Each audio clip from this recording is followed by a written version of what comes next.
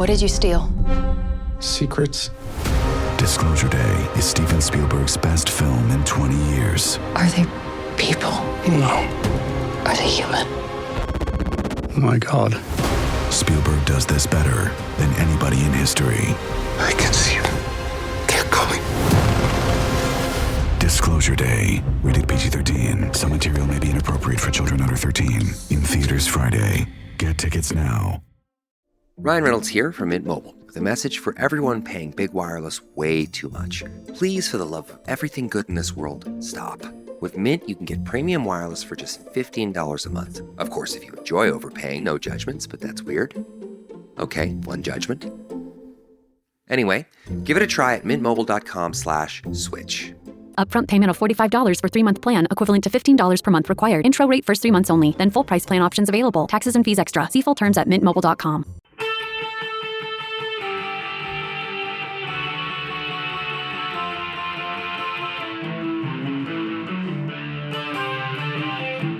This is the Daily Blast from the New Republic, produced and presented by the DSR Network. I'm your host, Greg Sargent.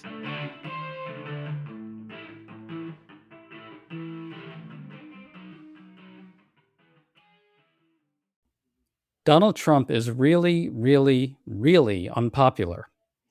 This week brings a barrage of new polling that shows him tanking horribly by a whole host of different metrics. It's no accident that this comes as Trump and his propagandists are spinning wildly to erase what everyone saw in New York on Monday night, which is that he was booed relentlessly, thunderously, and mercilessly. Nobody understands better than Trump and MAGA that perceptions of his unpopularity are lethal. Right now, they're feeding on themselves and driving him into a worsening downward spiral. We're parsing through all of it with Grant Wiles, the VP of Data and Polling at Next Gen America, the youth mobilization group, which has its own polling showing that Trump has completely lost the culture. Grant, good to have you on. Great to be here. So Trump was at Madison Square Garden on Monday night. He was loudly booed twice. Here's what the second one sounded like.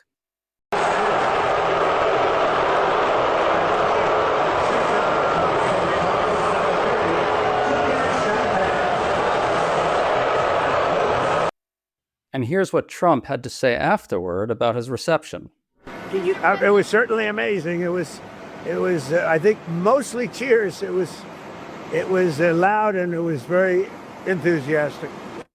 Okay, Grant, numerous news accounts said he was booed. The Times called them loud and raucous boos. The Washington Post described loud jeers. The AP said he was booed loudly. But to Trump, it was great. Your reaction to all this? Yeah, I think we're just witnessing our president in real time, experiencing the cognitive dissonance publicly of seeing that the vast majority of Americans simply do not like him.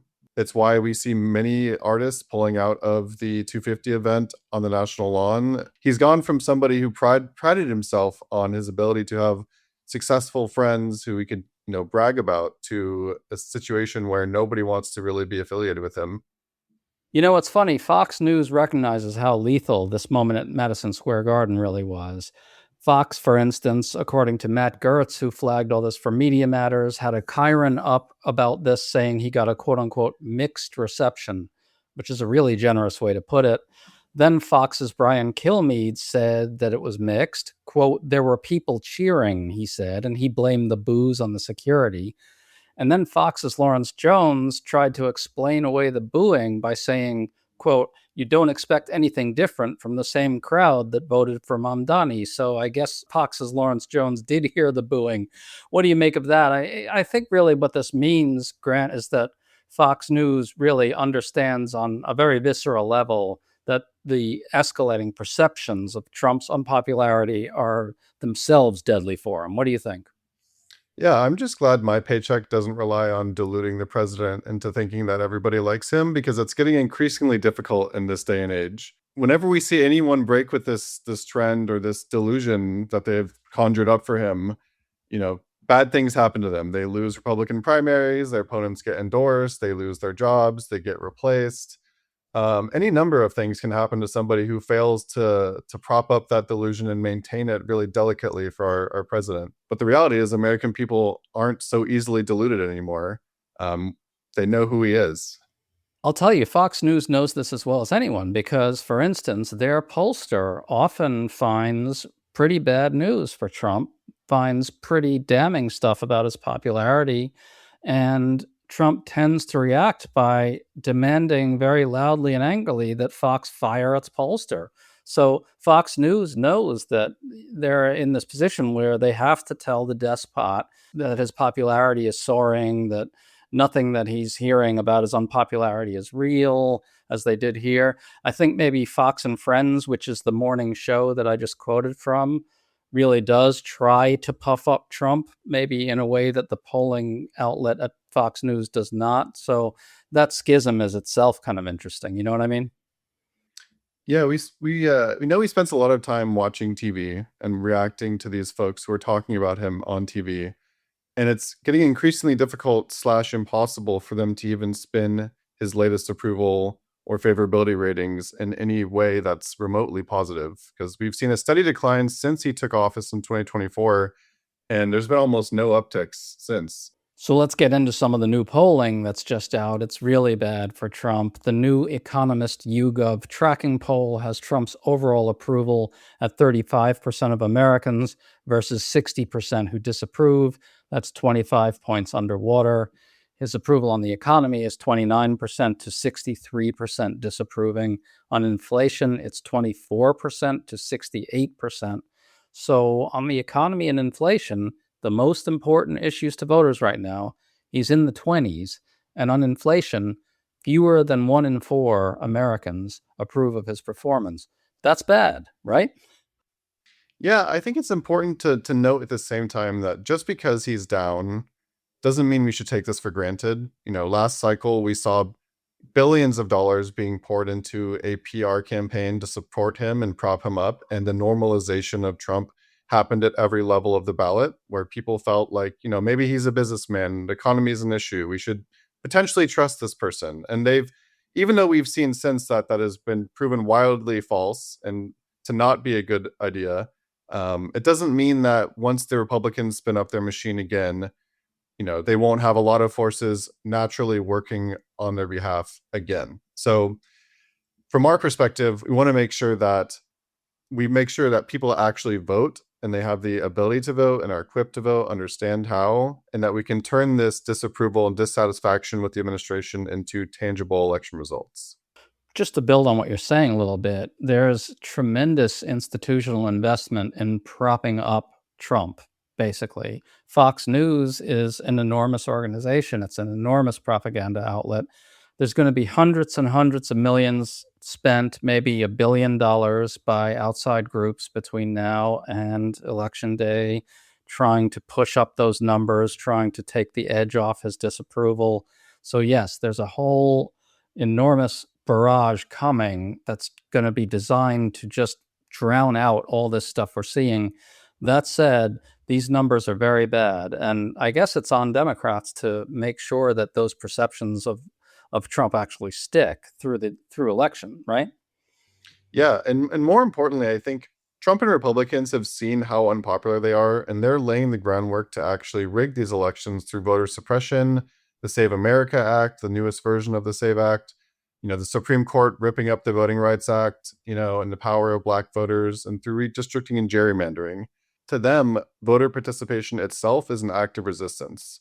You know, we've looked at Circle's analysis of what the Save Act would do, and it would target the main ways young people register to vote, which is 70% of them register at the DMV or online. You know, young people move twice as often as other demographics, and less than half of them have passports. So there's a very concerted effort to restrict the voting rights and eligibility of young people in this country, and it's just one of many things we're focused on at NextGen. Spotify, it's Jay Shetty. Are you one of those media strategy people? Scrolling through spreadsheets, searching for an audience that pays twice as much attention to your ads than they do on social? Let me introduce you to Fans. And they're here with me on Spotify. Trust me, I know Fans. They don't skip, they stay for hours. They don't move on, they manifest. They're not a demographic group, they're fans. Spotify advertising. You're among fans. The most memorable gifts aren't found, they're made. Zazzle is a custom marketplace where you pick any product, a mug, a card, a tote, a phone case, and make it personal. A photo, a name, an inside joke. The kind of gift that actually fits the person. That's what 30 million customers have been coming back to Zazzle for over 20 years to find. Right now, save 25% on your first order at Zazzle.com. That's Zazzle.com. Make it zamazing. I think it's worth just saying here that this effort to suppress the vote of young people is really telling in one sense. The inroads that Donald Trump made with young voters in 2024 was one of his big success stories. It was one of the Republican Party's bigger public opinion and political success stories of the last, couple decades. It was a really big deal, and it led to a whole lot of talk out there about how a new coalition was coming into being behind this new working class Trumpified Republican Party. And so now all the data shows us that every last little bit of his gains among young people is just gone. Every last little bit's just gone. And so now they're at the point where they're coming up with new ways to suppress the vote of young people. And Trump is furiously raging at Republicans, demanding that they pass this voter suppression thing in time to save them for the midterms. That alone is a big story and tells us a lot. Yeah, I mean, we looked at Yale's poll that they conducted in the spring, and they looked at every demographic on the generic ballot between last fall and this spring, and every single demographic has shifted on the generic ballot towards Democrats through significant numbers often. Granted, there are the least gains among the youngest parts of the electorate, specifically the 18 to 22 ranges, but there are massive gains in the 23 to 29, 30 to 34 ranges. And we're seeing that reflected, across the space. Right. So you're basically talking here about really big gains for Democrats among some of these young voter groups. I just want to return to some of the polling. The Economist YouGov tracking poll that I mentioned earlier, we should note here, is not an outlier. A new Reuters survey also has Trump's approval at 35%. The New York Times average of polls, which is pretty conservative and takes a lot of data in, has him at 38%. That's really bad, especially for a polling average. He's probably in the mid-30s. He's now, at the very least, he's firmly in the 30s now, right? Yeah, there's no doubt about it. We did an analysis of all of the polls in 2025 that we could possibly get our hands on and found similar information. His polling averages have been trending down the entire time he's been in office. There's no sign of stopping at this rate. And he continues to do things that are deeply unpopular with the American public and very little to actually benefit them, if anything. So people are wise to that. They know that economic situation is tough. They're experiencing it. We just conducted focus groups, and young people were saying, just how difficult life has been from an economic standpoint and just culturally. One person said, Trump ruined my high school years, ruined my college years, and now is ruining the rest of my 20s. And that is emblematic of how young people are feeling when a lot of them didn't really know much about him until the 2016 election, even though he was quite normalized at the time. They've come a long way in their journey on experiencing what life is like under Trump. And for them, it's economic anxiety. Well, I'll tell you what I think you're getting at there is the degree to which Trump is this kind of malevolent, destructive force in American life at this point. And I want to close on that. First, I just want to talk about an interesting new poll from the Argument Substack. What they did is look at Trump's net approval state by state. I'm just going to cite a few examples. Trump is 8 points underwater in Ohio, 8 points underwater in Iowa, 10 points underwater in Texas, 18 points underwater in North Carolina. Those are all states Trump won, and those are all states with serious Senate races in them. Now, of course, winning in those states for Democrats will be very hard, but still, Trump now looks like a truly big drag on Republicans in all these places. Again, places that are pretty red. Your thoughts on that? Yeah, I mean, Republicans are in the really unfortunate situation of having to defend the president's record while himself not being on the ballot. We've seen that he often is the driving force of a lot of new Republican voters to the polls. But when he's not on the ballot, like we saw in 2018 and 2022, the Republicans that are have to deal with the consequences and defending his horrible record. So as you pointed out, he's underwater disapproval wise in those states. Even when you look at the same data that these folks are referencing on the generic ballot, you'll see that there are really tight races in Texas, in Ohio. This is not a pipe dream. Like, Texas is very much in play this year, and this is a real election with a strong candidate, and Trump decided to intervene at the last second to put Paxton up. And being someone from Texas, I think that's a horrible idea. They're going to regret this decision. Well, speaking of the Texas Senate race, there is a new poll this week, a new independent poll from the Texas Pulse that finds James Tallarico, the Democrat, 3 points ahead of State Attorney General Ken Paxton, the Republican.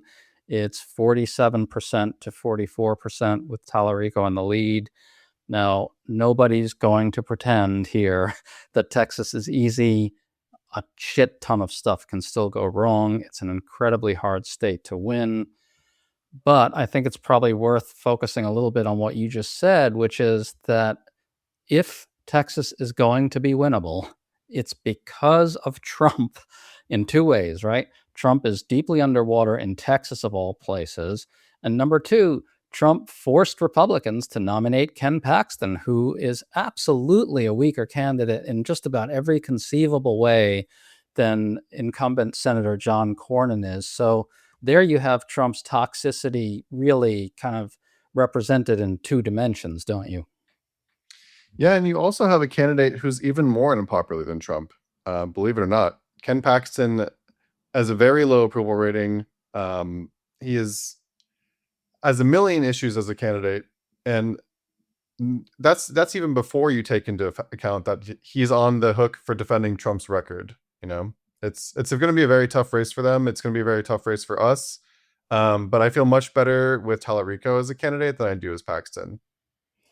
Okay, well, I want to close on this point that you made earlier. Next Gen America, your group recently released some research. I want to focus on one of your findings, which was that you found highly negative views of Trump as a person and as a cultural phenomenon, with many discussing Trump as someone who's really wrecked our political and social life. Can you describe those findings? They seem to me to get at that point I raised a little earlier, that he's really this kind of malicious and profoundly destructive force in American life right now. And I think that is really what we're seeing in some of these public displays of rejection of him and so forth. What did you find on that front? Yeah, one of the most striking takeaways I had from that focus group that we just ran with Tulchin Research, they were Bernie's pollster in 2020, a really highly respected pollster in the space. We found that Trump's brand is so damaged compared to the last time we talked to young people. He's not getting the same benefit of the doubt or credibility as a businessman as he was at the start of his term or in 2024. Young voters have fully seen who he is and they don't like it. One of them called him, quote, a malignant narcissist who is out for himself and the powerful. And in both the groups we ran for young men and young women, they were asked for gut reactions to Trump. They offered up words like horrible, infuriating, predatory, criminal, an egotistical loser, con man, cult leader. The list goes on. But there was pretty much uniform agreement that, he's had a really negative effect both on the culture of this country and on the policies that affect their daily lives, specifically regarding the economy. Amazing stuff. You made a point earlier I just want to really finish out on, which is there's almost like a double whammy effect here. On the one hand, Donald Trump's not on the ballot in this fall's midterms, which means he's not going to be seriously getting out that sort of low information, low engagement voter that really only Donald Trump can get. It seems like he may be the only figure in American life who's really able to mobilize those constituencies on that kind of level with that kind of juice. So you have that on the one hand. He's not there bringing out those own voters. Yet at the same time, because of the structural ways in which midterm elections work, his increasing toxicity, his increasing unpopularity, his disastrous policies are weighing down on the party in power, because in midterms, what happens is voters turn out against the party in power. And so it's like a two-layered effect here of Trump toxicity in a way, isn't it? We've seen this pattern in presidential years where Democratic support is often overestimated. In addition to sort of the margin of error effects, we saw polls consistently finding Democrats doing better than they actually did. We call that polling error. And when you look at the midterm elections, 2018, 22, we saw the opposite happen, where Republicans were getting overestimated on the congressional ballot. So it's very possible that this trend continues in 2026 and that Democrats are actually stronger than they look in reality on these polls. But, we're not taking anything for granted. We want to make sure that people are equipped to vote. They know how to vote. Their rights are protected, and very harmful legislation like the Save America Act, never gets passed. I'll say, Grant Wiles, that the pieces are all in place here to win a really tremendous midterm victory, but the forces arrayed against that happening are going to be considerable. We're talking about $1 billion and an enormous crush of voter suppression, and God knows what they're going to try to do with the military and ICE. Bottom line is, it's not going to be easy, even though Trump is an utter disaster for his party. Grant Wiles, awesome to talk to you. Thanks so much for coming on. Thanks for having me.